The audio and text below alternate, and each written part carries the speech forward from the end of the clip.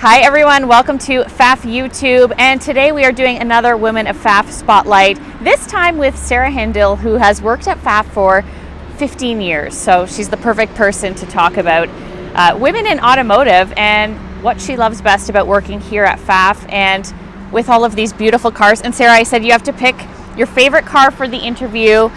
Tell us what you picked and why. So I have the pleasure of working at all of our stores, so it was a very hard choice. I love all of our brands, but I figured why not showcase our amazing new store in Markham, Porsche Center Markham, and who doesn't love a 911 as their car of choice. So. I think it's the perfect day for the two of us to go for a little drive and have our chat in this car.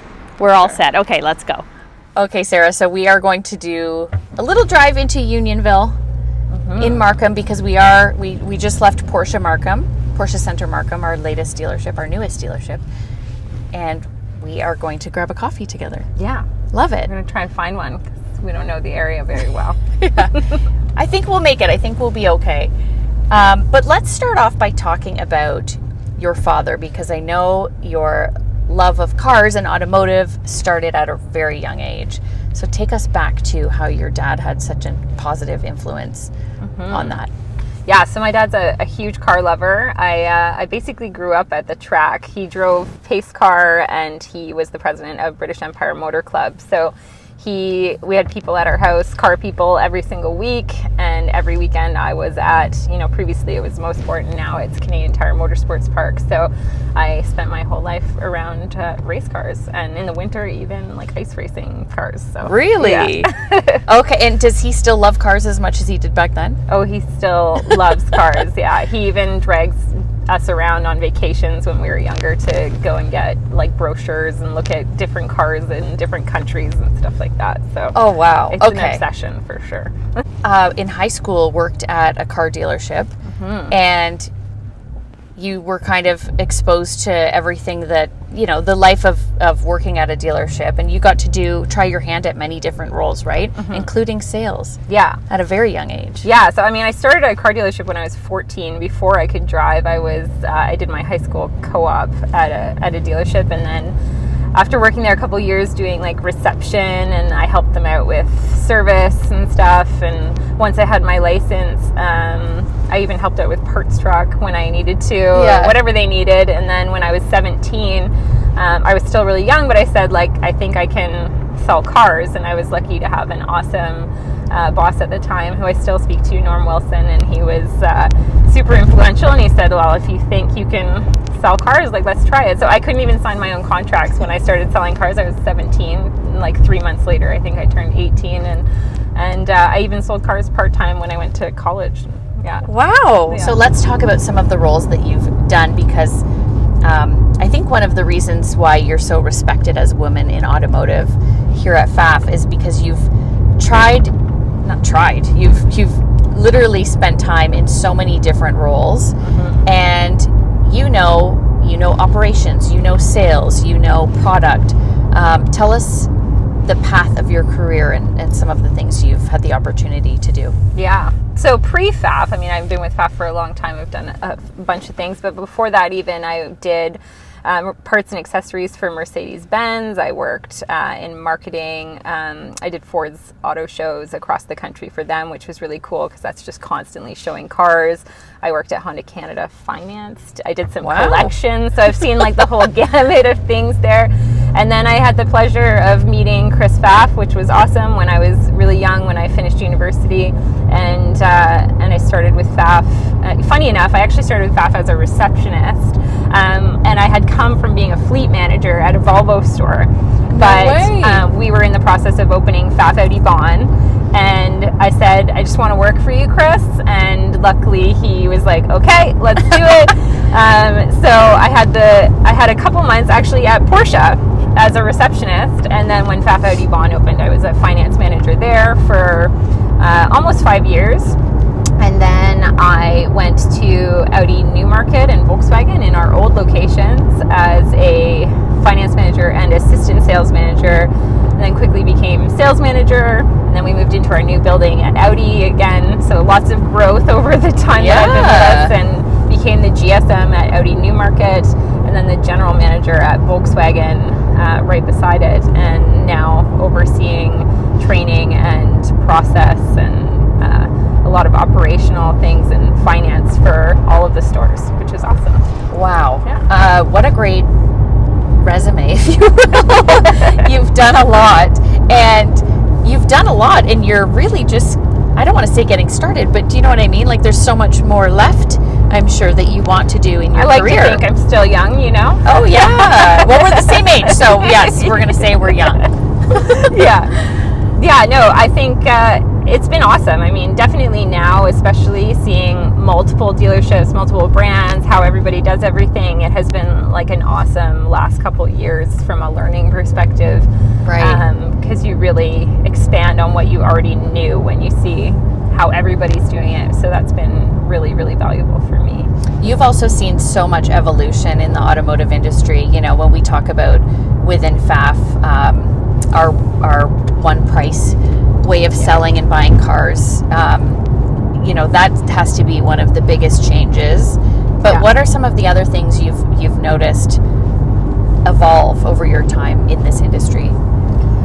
Yeah, I mean, actually, to be honest, I'd say the car business has been really similar for like decades and decades. I actually think what we've done over the last, couple years has been one of the biggest things that's happened. I mean, we've seen the evolution of people maybe starting to, obviously shopping online. It's funny, we talk in training about how you used to be able to like get your deals in the newspaper. That's how you shopped for cars back in the day.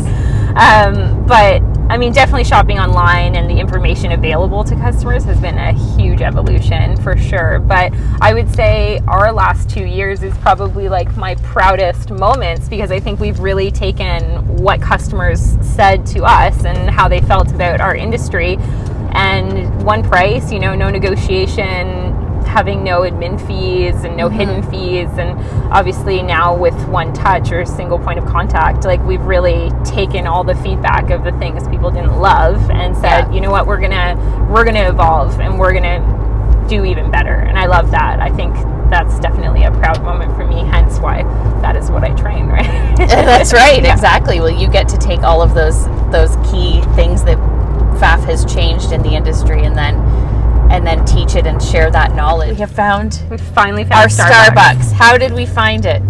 Well, we had to Waze it. Oh, okay. Because that was a cruise around town for sure, trying to find it. And what is your go-to order? Do you switch it up, or do you have the same thing? I never switch it up. Tried it every true. day. Grande chai latte made with soy milk and no water. It's not a cheap Starbucks order. Wow. Okay. So $10 later. When people are like, "I'll get your Starbucks," I'm like, I don't know if you want to get my Starbucks. My blonde roast, 2 creams, and a dash of cinnamon doesn't seem too bad. No, that's probably more at this reasonable. point. Okay, let's go. We have our drinks. You're ready? Cheers. Let's talk about your proudest accomplishment in automotive, because I know you are recognized for something on a really large scale in Canada. Yeah, well, it's funny because I actually got asked last week, like, my badass car moment, and I was like, I don't know. Like, I would say most of the things that I considered like badass were like team moments, like they weren't my moments. Yeah. It's like me and my team achieved all these awesome things. But then I finally did think of one, and it is pretty substantial, but at the time I was like, so last year I was named as 2020 Canadians to Watch in Automotive News, which was pretty cool. Oh. And like the focus of it was, people Back in business. All right. Let's talk about you were telling me about one of your proudest moments in automotive. Continue, please. Yeah. So I would say it's more recent, which is pretty cool, that I was named the 2020 Canadians to Watch in Automotive News, which was for basically people who are like influencing and changing the automotive industry. And it's like all facets of automotive, so it's pretty cool. And obviously the focus of it because of one price and one touch and my current role in training that and stuff. So I thought that was really cool, because it is something I'm really proud of and very like passionate about, is like making the car industry more enjoyable, both for customers and for employees as well. Right? Absolutely. And I wanted to ask you about, there's no secret that this industry is male dominated. When you were first starting off, were there any obstacles in that regard? Or was it a smooth transition, smooth sailing? What do you think? Yeah, I mean, I definitely wouldn't say that it's always smooth. Like another cool thing is that I was the first female GM that Pfaff ever had, and you figure we've been around for 50 years. So I wouldn't say there was ever really an obstacle so much as it was making it known that you had an interest in doing it, and like maybe me bugging Chris enough to get him to let me do it. But no, Pfaff's always been really supportive of me, but certainly the industry itself is very male dominated, and I think it's important to be like really assertive and really make sure that your future goals are well known by like your managers and stuff. I speak to that a lot. I wouldn't say that I've had, I've certainly had a couple of maybe interesting moments in the car business, but none where I really felt like super marginalized or anything like that. I think that's also, my personality doesn't really lead to that either. And having been around it my whole life, the car business, and to your point, like it was predominantly men when I was younger. We're really lucky at Pfaff to be like 25% women, which is like exceptional. Wow.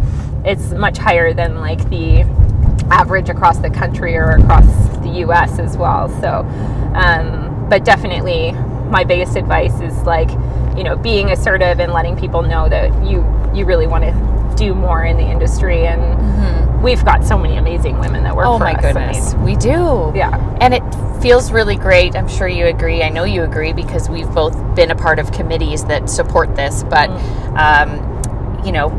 we celebrate all the women of Pfaff, and so do our male colleagues. So yeah, that message is really driven home. They want to be part of our women's crew. They do. They know we do 2 events a year where we kind of celebrate our successes in the automotive industry, and they want to get involved. I don't know. Is that allowed? Well, some can. We usually allow one man to come. One man, Dave Sambrook. Dave Sambrook, who also is the GM of Porsche Center Markham, where we started off this interview.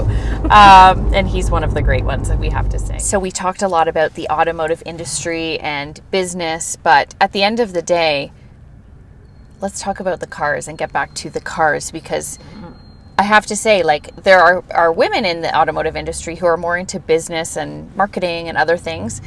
Would you consider yourself a true car girl? And is that the bottom line for you? You just love cars? Yeah, 100%. I think, like, every day that I get to drive a cool new car is a better day than a day that I don't. I think I've always been super, super passionate about new car launches and what's going on in the industry. And it's not necessarily just, for me, cars are ultimately why I do this. So sometimes when I don't get to drive cool cars as much, like right now with the car shortage, you're like, oh man, I just need to drive a cool car. So today's a good day. Yeah. But every day is a better day when I get to drive something fun and new.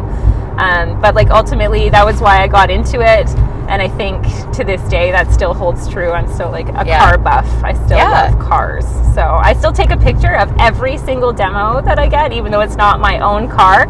Every car that I get, I take a picture of it. And every time something cool is in a showroom, I will still get a picture of it because I love cars. I was just going to say, for anybody who follows Sarah on social media, and you can follow, drop your Instagram. Oh yeah.